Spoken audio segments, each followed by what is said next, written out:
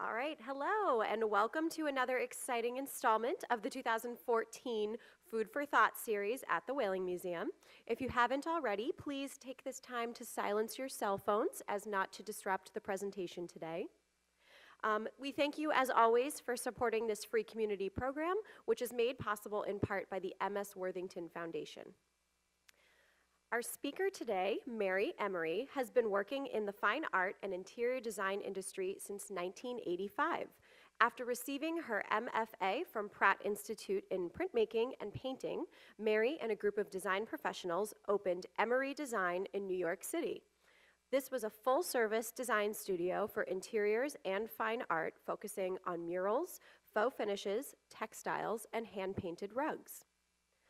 Mary has also worked as a decorative artist for the Hearst Entertainment and Lifetime television companies. Mary continues to operate Emery Design on Nantucket, as well as being our curriculum coordinator for the NHA's 1800 House Historic Decorative Arts and Crafts program. Today, Mary will reflect on her recent artist residency at the Vermont Studio Center, which is a program that 50 artists from around the world are awarded a month-long opportunity to explore an art medium while living at the center. So let's all give a warm welcome to Mary Emery.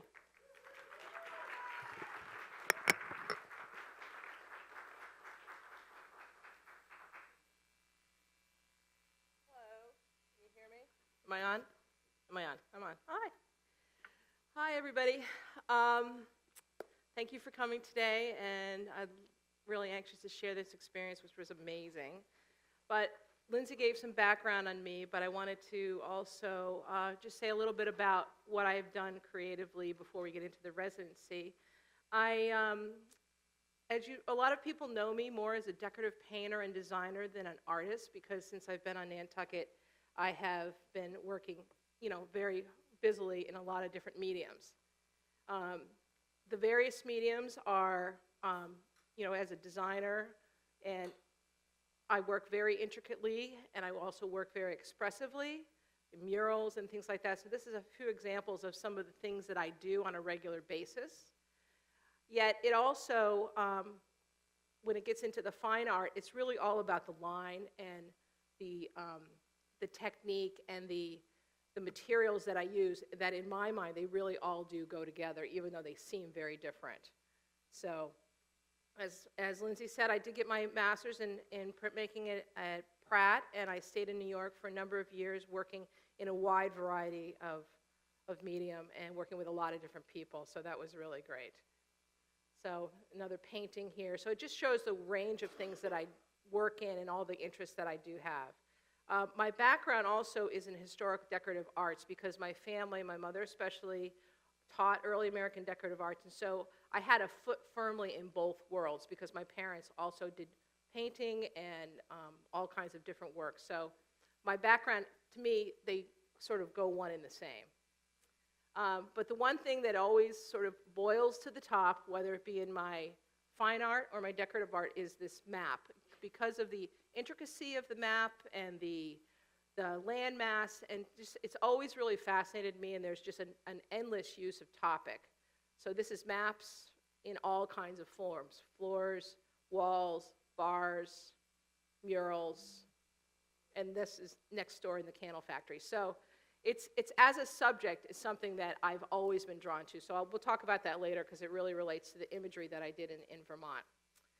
So I had the privilege of going to Vermont, so I packed everything I could think of, and because it's way northern Vermont, and because we live on an island, I'm very used to taking everything I need with me. So as you can see, I had everything I needed.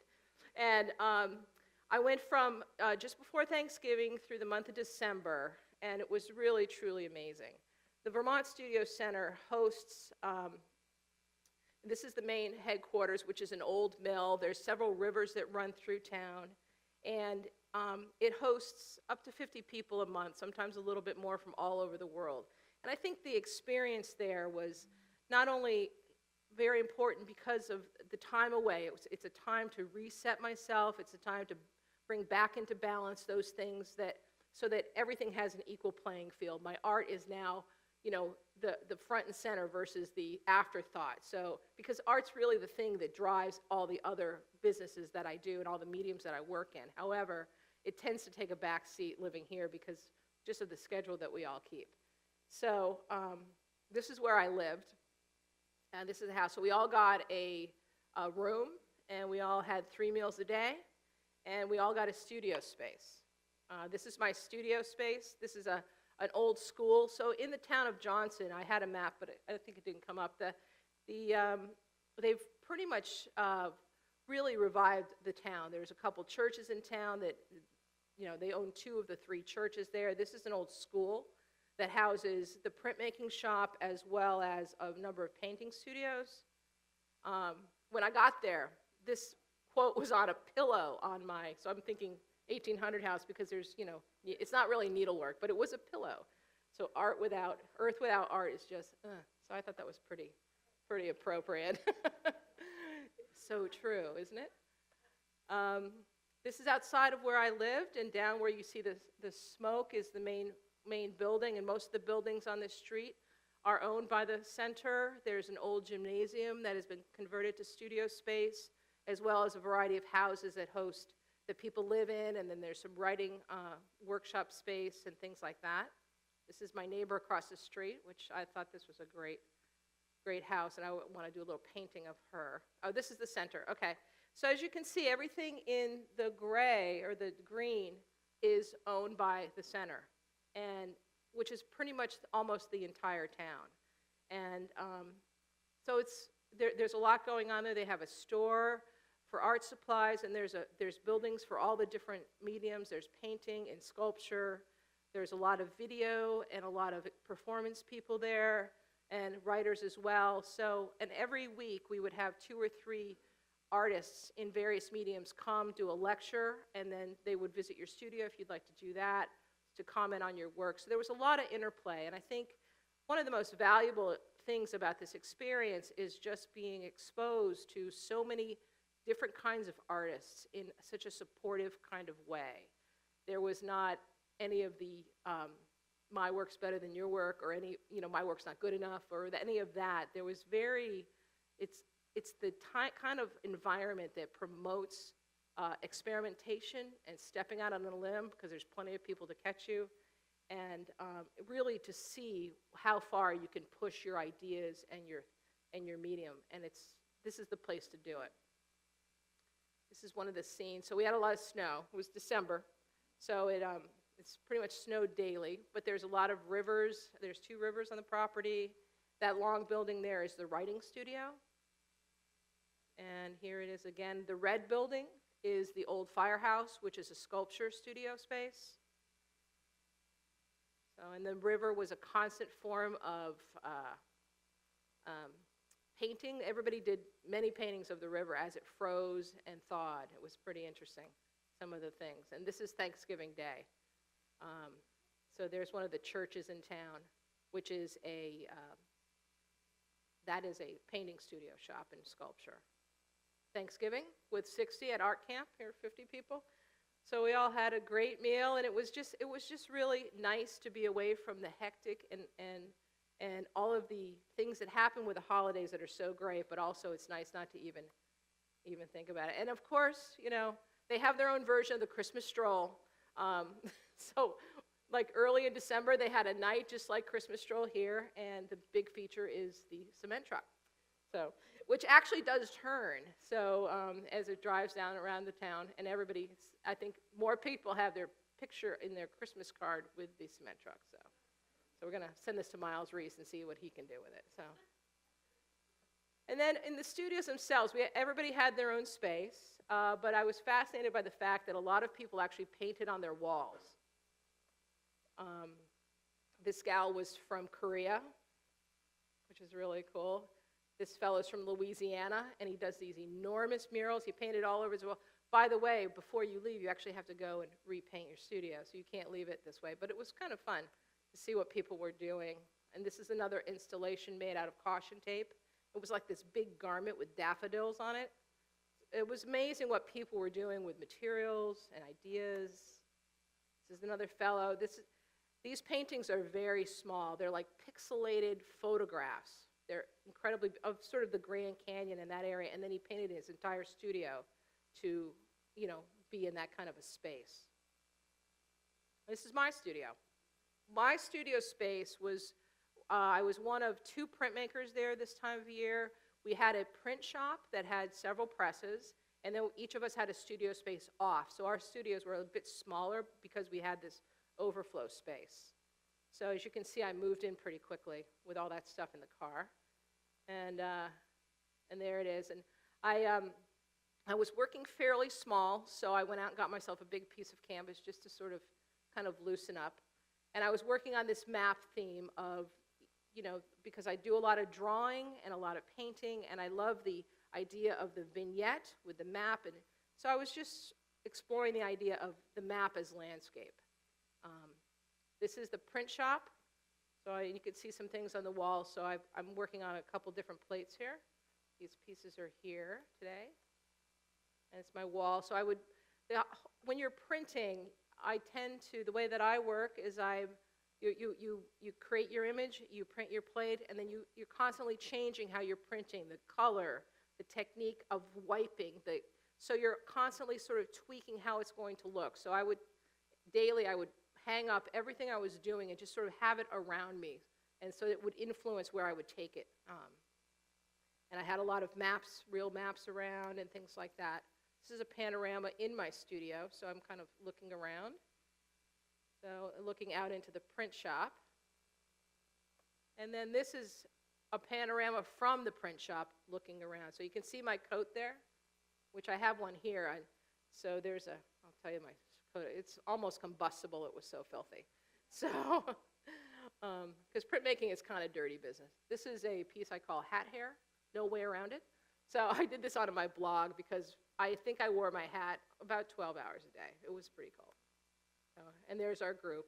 And it was really an amazing group of people who will probably be in my life for a very long time. You can see it's actually snowing, sunny and snowing. That's a typical Vermont day.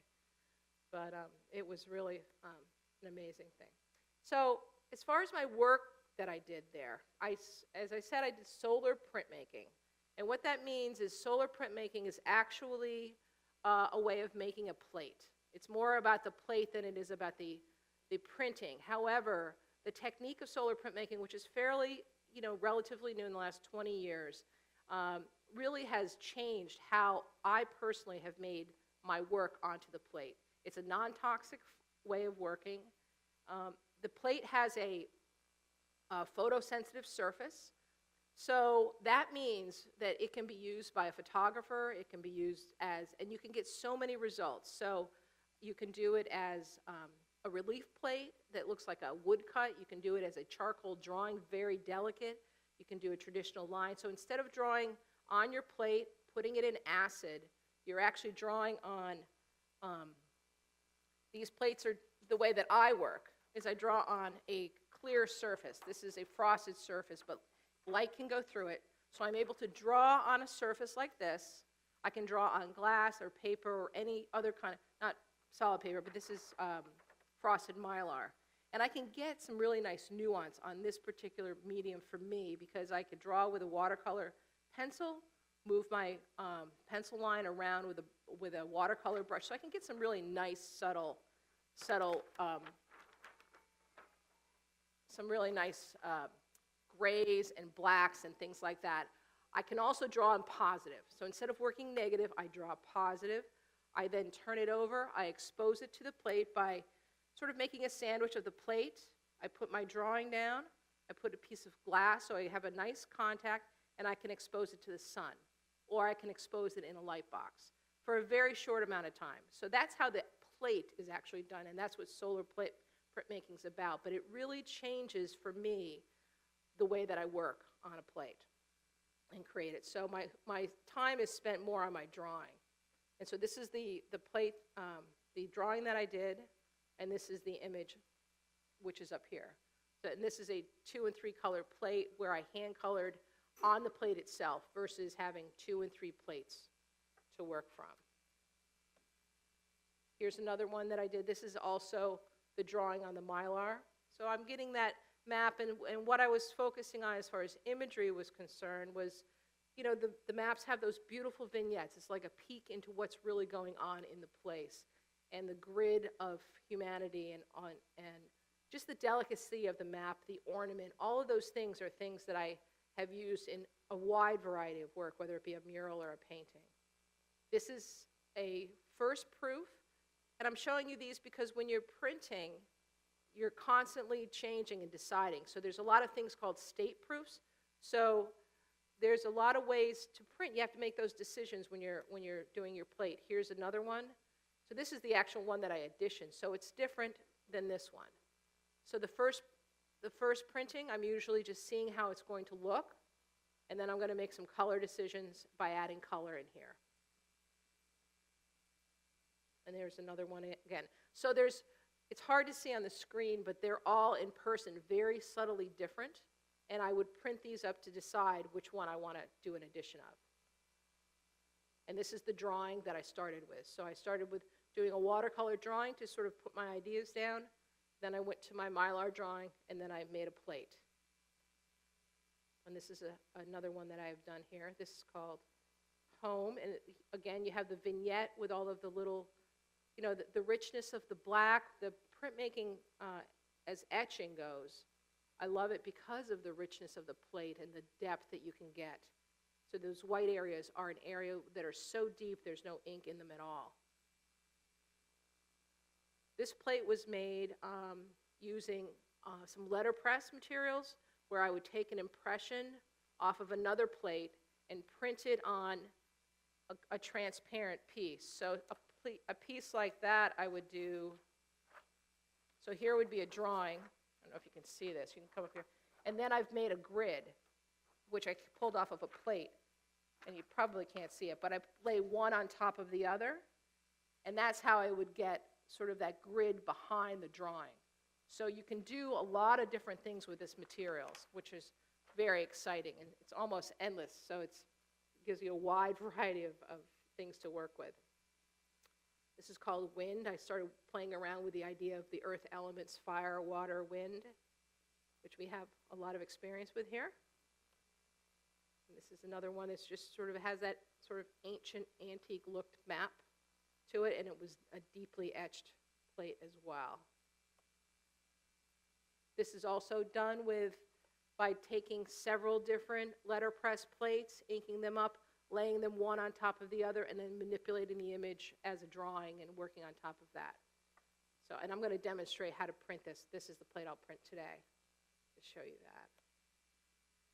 And this is another piece that I did a little bit earlier, also using the idea of mixing mediums, the old with the new, and then drawing into them as well, which is, this is my version of a topo map. The bottom portion of this print is made from some geological maps that my father had that were drawn in the 60s on Mylar. So they became a candidate for my work, so I salvaged those. So it's sort of the juxtaposition between the topo map and the line drawing map of what it is. So I'm constantly trying to merge sort of how it feels with what it looks like, those two ideas together. And the same kind of idea here where you just lay the grid. That's the drawing there, where I laid the grid on top of the landscape. So a lot of times in development and town planning, you just create your space, you put your grid down, and sometimes it doesn't really have anything to do with what's actually really there. So just playing around with ideas, not really making a political statement, but more just sort of the idea of how do we juxtapose these two extremes of man and nature, grid with organic, all those things that are constantly living together, and how does that all work? So I was sort of thinking about those things. The bottom of this plate is also pulled from some town maps as well. So in the original drawing, you can see even some of the names of the streets. So, and at the end of this piece, what's called shinkolé. A lot of printmakers use papers, maps, anything you can think of, and these are little strips of maps that I put on so that when I run it through the press, it all becomes one on the paper. So you can use that as a form of color, background. You can print right on top of it, however you like to use it. And this is the drawing for that piece when I was originally, so you can see the grid behind the drawing. And this is something that I usually don't do, but because I was in this experimenting place, this is a dry point plate with a plexiglass plate. So I did a series of 4 prints that are monotype. So there's one, it's just one per piece. So the black imagery is done with a dry point where I'm drawing with a sharp tool on a piece of plastic. And I would ink that up, and then I would do all of the color as a second plate. So I did 4 of these. On here, this one as well has quite a bit of texture when you see it in person, and that's from my tarlatan. This material here, which is a material that I wipe the plate with, and a lot of times it becomes a handy thing to put on top of your plate, because printmaking, when you're doing these kinds of works, it really lends itself to experimentation, and all materials are up for grabs. And a lot of people, every printmaker does it differently. So I started, printing some of the materials like that, just adding them. And here they all 4 together. So this series is called Tree Town, CYMK. So I had black, yellow, magenta, and blue. So now the process of solar printmaking, plate making, I should say, is you really do need to test the plate. So after I've done a drawing and I expose it, I don't want to make a big plate. I really need to see the exposure. So I take a small plate, and this piece here is like a 3x5 plate, and I would make a small plate on the original drawing, just to see how it prints, if the exposure is too long, if the drawing's dark enough, all those little variables that I want to get the result that I want. So I'm always testing my drawings before I make a large plate. So as a result, I started printing my test plates up as additions because I love them. Printmaking for me is a little bit intimate. A lot of them are big, but when you get into the small world of prints, there's something really, really great about that. So I started testing color and things like that. So this one's called This Is Only a Test, and this one's called Testing 1, 2, 3. They've all got some kind of like a little quip to it. This is soil sample, actually. And this is done in a different ink. So you're playing with so many things at the same time. And this is the resolution. Everyone has a big plan, right? True North. So these are some of those small plates I made. And this is fun. I have this here, actually. This is my tarlatan that I wipe my plate with, which I'll show you. It's great. So I actually ran it through the press. So you can come up here and see it. It's full of ink. It's because you use it over and over and over again. And it gets to be this messy wad, but you can dry it and you can reuse it. So at the end of it, I was about to throw it out, and I ran it through the press. And it actually makes a really nice landscape, I thought. This is one gal. I had so many pictures of people, but this is Mercy. She's from Zimbabwe, and she and I did a print together, so showing her the process of this. The process of printing, here's a solar plate there. And I'll sample this up, test it up here, is you ink your plate, and then you wipe it, and then you paper wipe it. So we had this Manhattan Yellow Pages, and this is what was left of it, sort of the last couple days. We'd gone through 2 inches because it's a perfect size, a tear off, it's your hand size, it's right there, and it gave us hours of entertainment of reading what's in the Yellow Pages. It'd be amazing. There's pages and pages of clowns. Did you know that? Yeah. Here's my coat. This is the last day. I think it was about to self-ignite. And you can see all of the lines, because when I hold my plate, I'm constantly wiping the edge, and it's a dirty business. What can I tell you? Everybody signs their door frames, so you can see who's been there, who's coming, and they keep painting it over, but there's these little ghost images of all the people that have been there. I always include this. My dad sent me this when I was in college, and I keep it close by to remind myself not to take things too seriously. 1800 house, look at that. And as you know, I am very involved in the 1800 house, and that's a place where, you know, it's the historic side of my artness, you know. So it kind of merges all, because the 1800 house is the place where you make things that are beautiful and you use those things. And but to me, it's all up for grabs. It all, in my mind, all relates together. I'm going to put you back to that. I'm going to do a demo so you can understand. And if you don't, I mean, maybe you do, but printing's cool anyway. So this is a new coat, a clean coat. So what I've got here is I've got a plate that's been made, and I'm just going to ink it up in the simplest way possible and show you how it prints, because printing is a really great thing. And, okay, so these are my plates. That's that. The first thing I do is you do need to soak your paper, because you really want your impression to go onto the plate. And this is a Hahnemuller German paper. So it's not too heavy, and so I don't need to soak it terribly long. In the old days, we used to soak our paper for like, you know, an hour before we could use it, which is not this. So I just want to get it wet, and I'll let that sit there. And I'm using an oil-based ink. You can also use, they have some really great inks these days that are soy-based. And I use those more in the monoprints, because for this kind of intaglio plate, I like this kind of ink. And I usually mix, my black is usually not a straight black. I mix it with either a little blue or red, just to sort of give it a little bit more depth. And I've got a little medium in it, and I've got a nice consistency. And the Solar Plate, they're steel.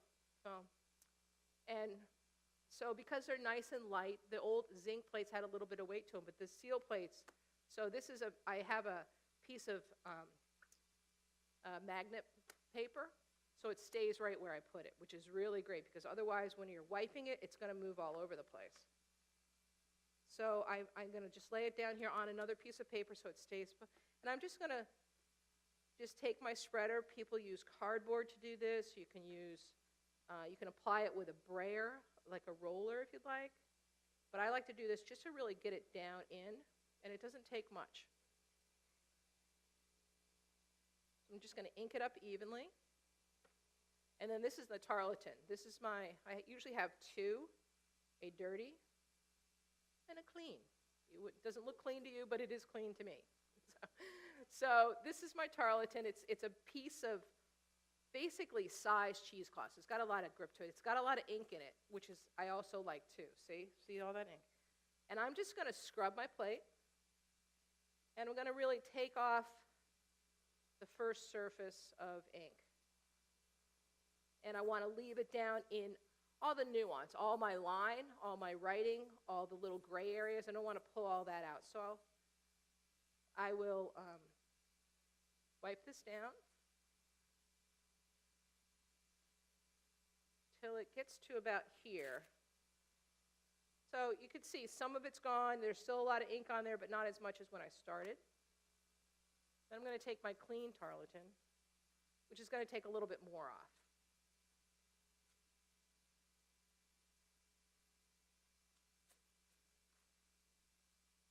Okay. Then I'm going to do a paper wipe, and I'm going to use my handy yellow pages, which I'm fearful that we're not going to have yellow pages anymore. So that's a real problem for me. So I've been asking everybody I know who has phone books to send them to me. So anyway, so I'm gonna then wipe, and I'm gonna pull off, and that's when I'm gonna start to see some areas of the plate that look like they have no ink on them, but they still have quite a bit of ink. So I usually wipe it a couple times, and then I can feel, it's a sort of a feel too, because now my hand is sort of gliding over it quite a bit easier. And the beauty about prints is that they are all like, most artists will make an edition of prints. So it can be any number. It can be 10, it can be 20, it can be 50. But they're all original pieces of work. and they're all editioned, and unlike something that is like a giclée print, the difference there is a giclée print is a copy. It had existed as something else. So either the original was a painting or a drawing or something like that.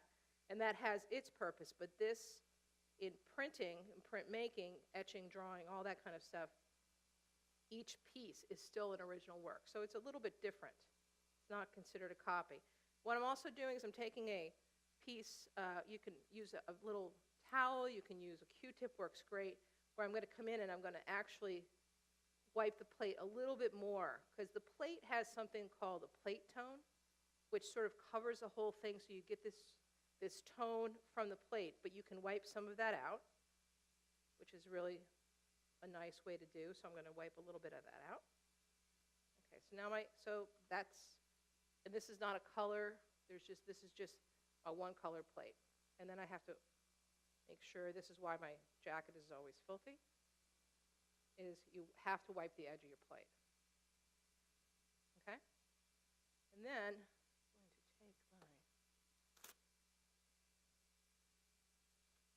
I'm going to take my press, which is already set up with the right pressure. And a press has traditionally like 3 blankets. And you want to lay down, there's a piece of gridded paper on here so I can see where I want it to go.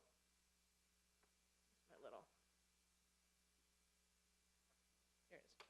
I have my little poker so that I can get the plate on here and then I can move it around because my hands are pretty dirty. So I'm just going to move it onto the grid so that if I was printing an edition, this would be important because I want the papers all to be the same. I want it all to have a nice clean edge. And then my paper's been soaking plenty of time, so I'm going to take it out with my toaster tweezer. Everything has its 2 uses. And you can use blotter paper. There's a lot of different things that, especially since I just put that in there, that was no good. I'm just going to, so that what I want is I want my paper to be damp, which is what it is. And I'm going to lay this down on here. And then I usually lay another piece of paper on top to keep my blankets clean. And there's 3 blankets here. And you can play around with that as well to get different printing results. Okay. And there you have it. There you have it. So it's a very accessible printing medium. Printmaking tends to, especially the kind of things that I do, especially when I was in Vermont, everybody wanted to come in and experiment and try different things. There's so many different ways. You guys, yeah, we could pass this around. I have 2 of them. Pass that one. Because you can really take an image and you can put a lot of things on the plate that will give you texture. There's so many things that you can do with this medium, so it really makes it accessible to not only printmakers but painters, photographers, all these. It's a really fun medium to work in and a very experimental. So it was funny because we were there. They said to us the first day we got there, "Don't let anybody in your shop to print because everyone's going to want to be in here." We're like, "Oh no!"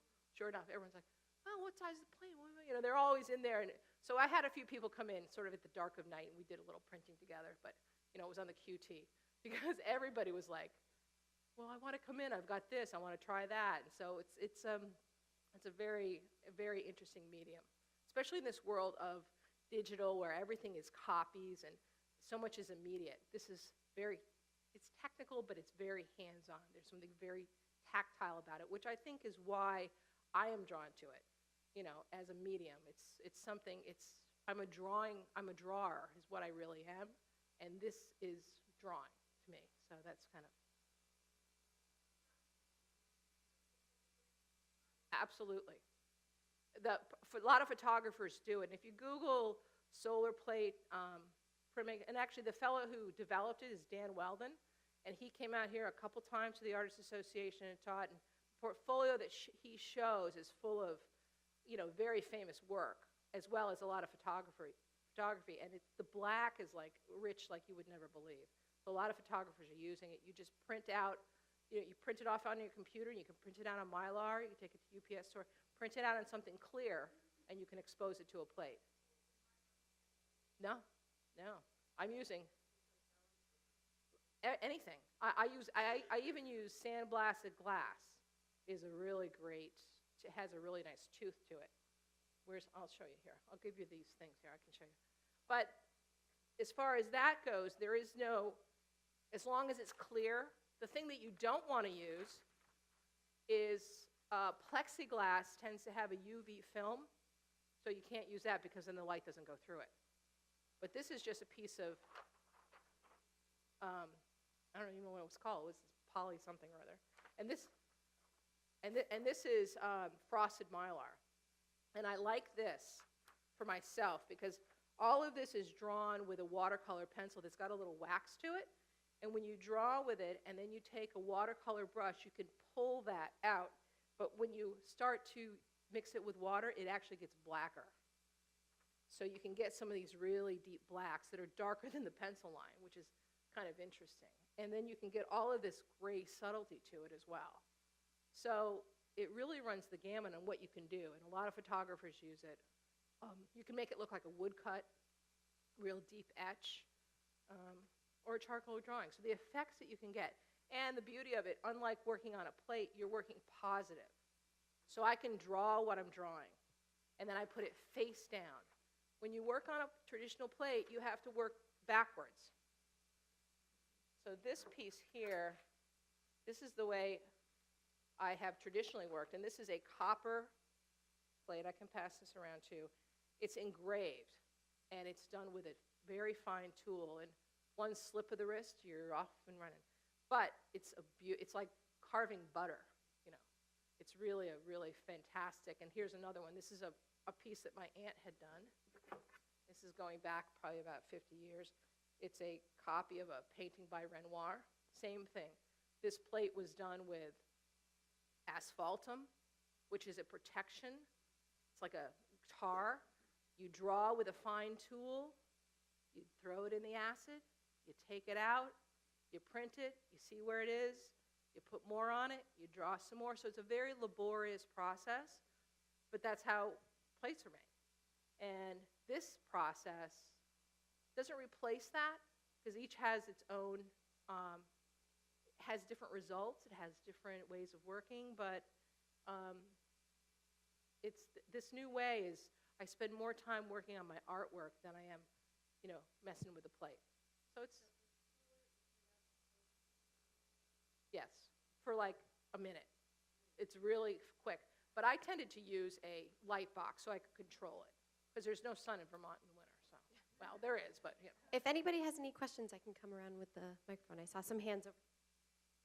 Put it in front of the sun for 1 minute? Well, that's why you have to test it. My light box that I use is I do 2 exposures. One is 45 seconds, and the second exposure was a minute to a minute and a half at the most. In the sun, it might be a little bit longer, so you would test that out. You make a sandwich. So I take a board, I put my plate, I put my art, and I put a piece of glass on top, and I clamp it all together. So it's a nice sandwich so that when I take it and hold it or put it with a light box over, a light source over it, everything's getting an even. But it doesn't, it's very sensitive. It doesn't take long at all, which is a pretty interesting. No, it's the same. Yeah. Yeah, it's just a matter of the difference between using the sun versus a light box is that the light box is going to be the same every time. The sun's going to be different every time of day. So, and honestly, you have to use the sun with a big plate because my light box is this big. And I have plates that are this big. And I try to expose it, and I don't get the same thing. So you really do, so that's more of a summer project. I'll be carrying it, yeah. Yeah, how do you transfer, like a newspaper article onto the Mylar? I'd probably scan something like that and then print it on a clear surface, transparencies, We all have that transparent setting on our computers. I've had a little trouble printing off my inkjet doing that, so I'll usually go to, you know, UPS store will do it, places like that, but I think it's just my printer. I don't think it's, but technically it should work. And then you put glass over the Mylar to stabilize it. Only when I'm exposing it. I'm just trying to make a sandwich so that, you know, the contact, yeah. Yeah, so it's,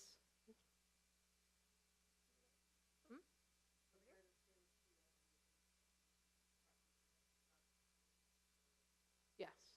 Yeah, the plate has, Julie was asking about how it goes on the steel. This plate, hard to see, but the plate itself has sort of an orange. That's the base of the plate, and that's the polymer.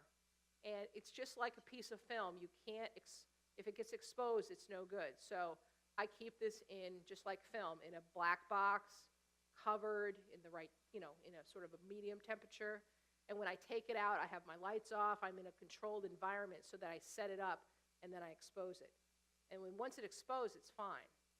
But you're exposing this side of the plate, but it's steel. They're very thin compared to a traditional zinc plate. Has a little more, it's thicker, so you know, you don't need a piece of steel to hold it, or a magnet to hold it down, but the magnet's really great because they're so light. If you were wiping this, you would be following it around. It would be a real nuisance. I get them from the place that actually makes them, which is solarplate.com. You can buy them at Dick Blick, but I would buy them from the Solar Plate. Dan Weldon has a site when they sell them because they're the ones who handle them. You don't know a place like a big art store. They're probably just fine, but they need to be handled correctly. So you really want to buy it from someone who's handling them correctly, you know, because, you know, and they do have a lifespan, so you want to use your plates within a couple years. So, yeah, so, yeah.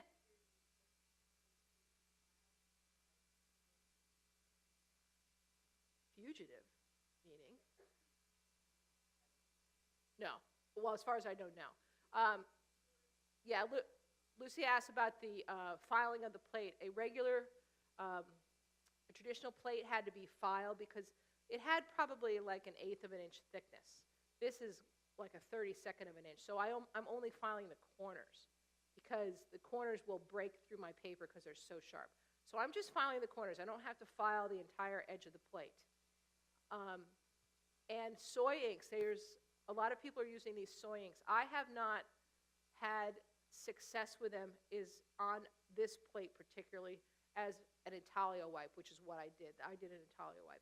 I've used them more for a dry point on plastic, and I've also used them with brayers and rolling. They're really, really beautiful, and they're very vibrant, but I think it's partially I haven't experimented enough with them, and so I really shouldn't say that they don't, but a lot of people use them, and there's an Akua brand, which is really fabulous. So a lot of these materials are now being cleaned up with, you know, baby oil and Crisco and water versus paint thinner and, you know, all these other things. I use very little paint thinner to clean anything. I'm using baby oil, Crisco, that kind of thing, to clean all of these things. And sometimes I'll use just a little bit of paint thinner to pull off that grease, but that's it.